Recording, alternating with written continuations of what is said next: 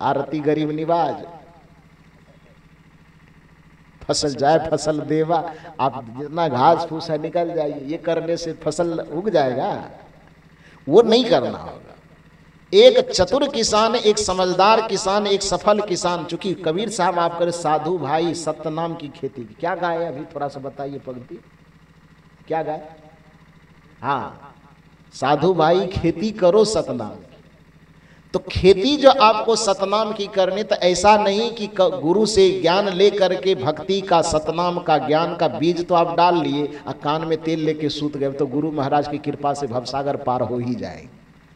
वो सफल किसान नहीं होगा, वो चतुर किसान, बुद्धिमान समझदार किसान नहीं होगा। गोस्वामी जी कहते हैं कि एक चतुर किसान का काम क्या है, तो कृषि निरावही चतुर किसाना जिमि बुध तजहि मोह मद माना।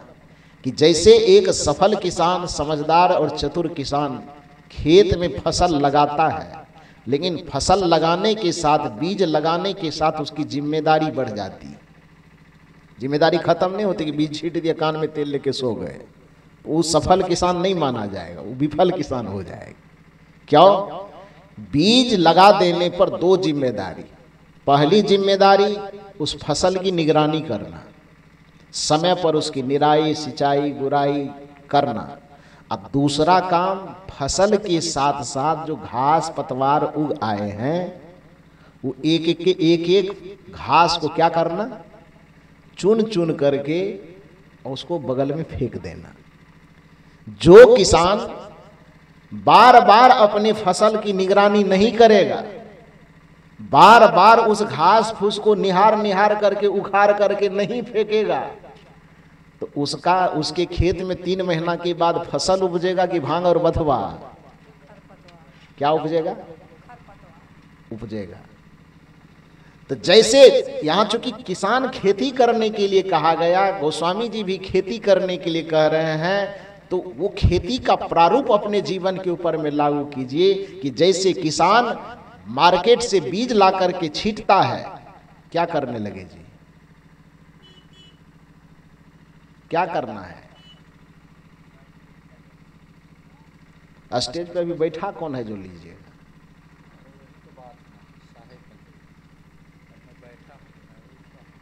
हाँ, जाइए ना।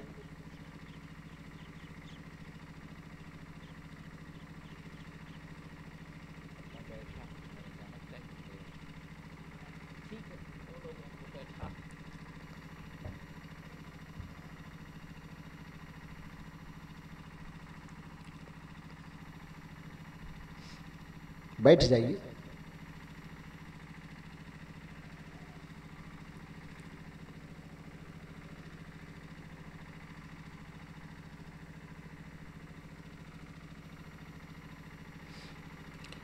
बोलिए सद्गुरुदेव की। तो मैं निवेदन कर रहा था कि एक बुद्धिमान किसान को, एक सफल किसान को ये 2 काम करना पड़ता है। एक अपने फसल की निगरानी, जानवरों से पशुओं से उसकी सुरक्षा, और दूसरा उस फसल के साथ साथ उगे हुए जितने भी घास पतवार है, खर पतवार है, उसको एक एक चीज को देख करके उखाड़ उखाड़ करके फेंकना। तो आप अपने जीवन रूपी खेत में, शरीर रूपी खेत में मन वचन और कर्म रूपी किसान से सदगुरु के शरण में आकर, संत के शरण में आकर उसमें भक्ति का जो बीज लगाया है, वैराग्य का जो बीज लगाया है, साधना का जो बीज लगाया है, तो बीज तो आपने लगाया, खेती अच्छी की आपने, लेकिन आपको यह ध्यान देना चाहिए कि किसान बीज ला करके खेत में छींटता है, कभी भांग और बथवा का बीज खरीद करके नहीं लाता है, वो अपने आप पैदा होता है कि नहीं? तो उसी तरह से जब आप अपने तन रूपी खेत में मन वचन कर्म किसान से भक्ति का बीज, सतनाम का बीज, गुरु ज्ञान का बीज, सत्संग का बीज, साधना का बीज, संयम का बीज लगाए, बीज तो अच्छा लगाए, लेकिन उसके साथ साथ में विकारों का जो बीज होगा वह अपने आप पैदा हो जाएगा। काम का बीज अपने आप पैदा होगा, उसको लगाने की जरूरत नहीं है।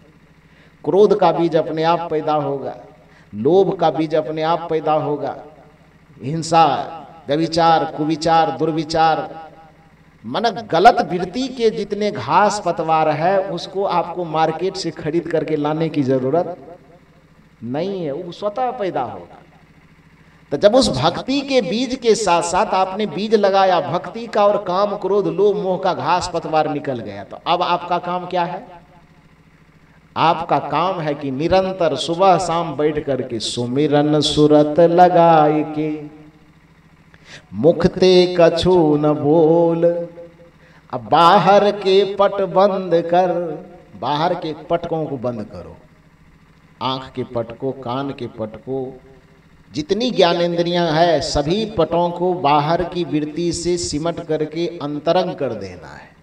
सब पट को बंद कर देना। पट को बंद करने का मतलब अपने इंद्रियों की बाह्य वृत्ति को सिमट करके अंतरंग कर देना।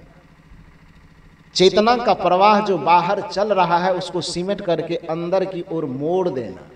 ये पट को, बाहर के पट को बंद करना होगा। तो प्रत्येक दिन सुबह और शाम बैठ करके मन और इंद्रियों के प्रवाह को सिमट करके बहिर्मुखता से अंतर्मुख कर देना और अंदर के हृदय का मूल्यांकन करना। चित्त का मूल्य, चित्त ही खेत है ना, हृदय ही खेत है। तो उस चित्त में अपनी चेतना को घुमा करके निगरानी करना अपने मन का, वचन का, कर्म का, बुद्धि का, संस्कार का। मन में, वचन में, बुद्धि में, संस्कार में, वृत्ति में, विचार में, सब चीज में निगरानी करेंगे कि गड़बड़ी कहाँ कहाँ है। इसी को तो कबीर साहब ने भजन कहा, साधना कहा। मन की तरंग मार लो बस हो गया भजन। ये तो बड़ी उच्च बात है। उसका पहला स्टेज है आदत बुरी सुधार लो। वही बुरी आदत घास पतवार का फसल है, बीज है, उसको उखाड़ उखाड़ करके फेंकना। ये भजन के अंतर्गत, ये साधना के अंतर्गत आता है। आदत बुरी सुधार लो, आदत बुरी सुधार लो, बस हो गया भजन। मन की तरंग मार लो, बस हो गया भजन। मन में उठने वाले अनिष्ट विचारों के तरंग को मिटा देना, ये भजन के अंतर्गत, यही असली खेती है। सतनाम की खेती ही भजन है। सतनाम की खेती, गुरु नाम की खेती, भक्ति की खेती ही असली साधना, असली भजन और असली ध्यान है।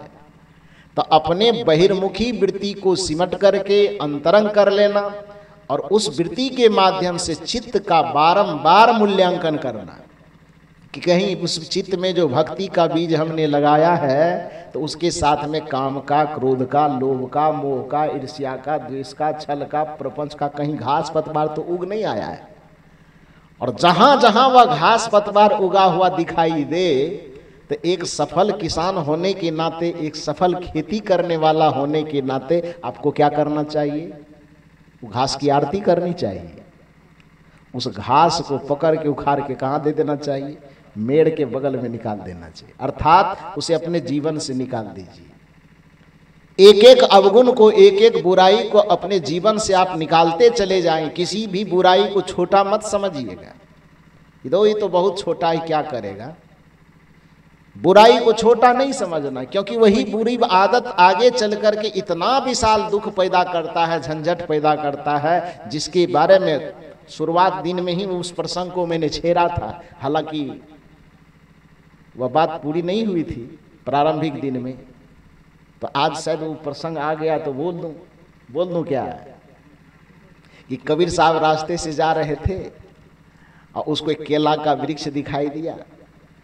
तो केला के वृक्ष को देख करके कबीर साहब ने समझाया कि केला भाई, देख रहा हूं कि तुम्हारे जड़ में एक छोटा सा बेर का पौधा जन्म ले लिया है।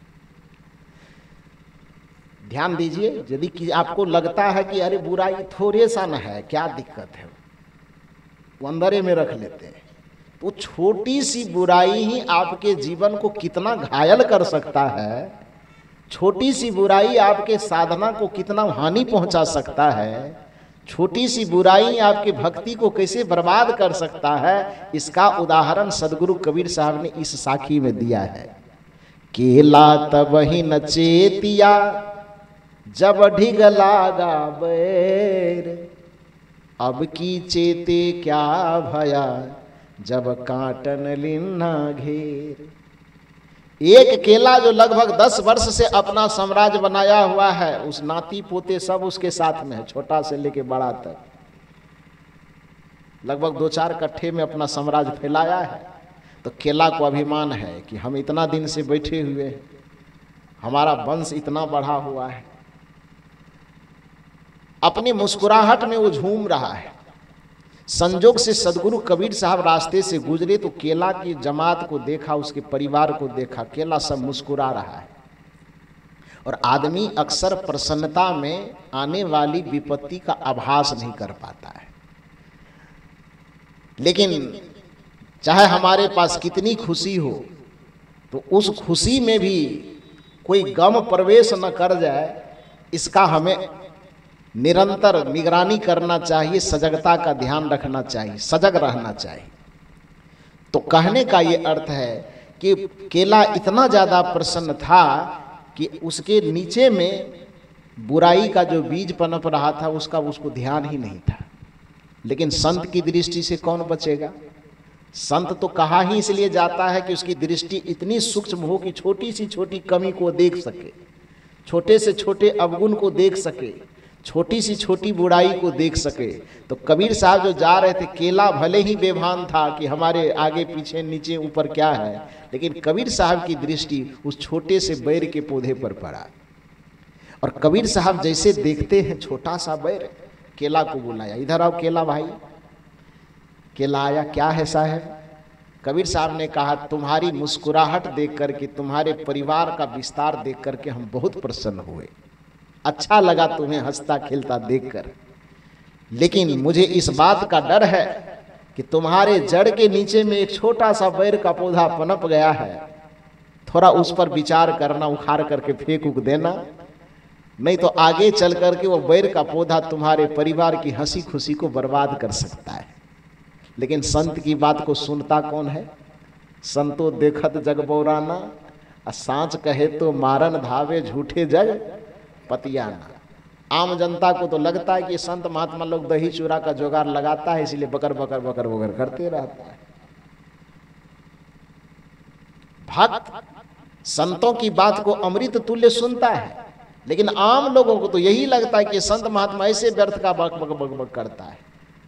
तब तक उसको बक बक लगता है, बेमतलब की बातें लगता है, जब तक उसके ऊपर कोई विपत्ति नहीं आ जाती।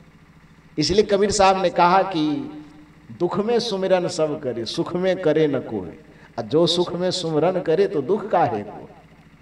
तो केला कबीर साहब की बात की अवहेलना कर दिया। कहा, साहब क्या है, आप छोटी छोटी बात पर ध्यान देते रहते हैं, ये तो नॉर्मल बात है, एक ठो बैर का पौधा जन्म लिया, क्या बिगाड़ेगा, अभी तो इतना सा है, ये है इतना सा, समझ दे ना, इतना सा मतलब थोड़ा सा।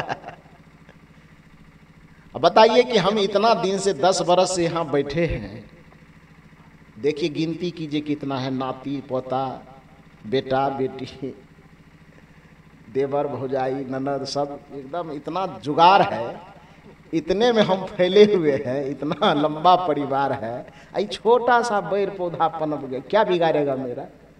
कबीर साहब ने कहा, देखो कहना मेरा काम है, कहत कबीर हम कहबे न करब, आ नहीं मानब तो हम की करब। ये बिहार की भाषा है। मैंने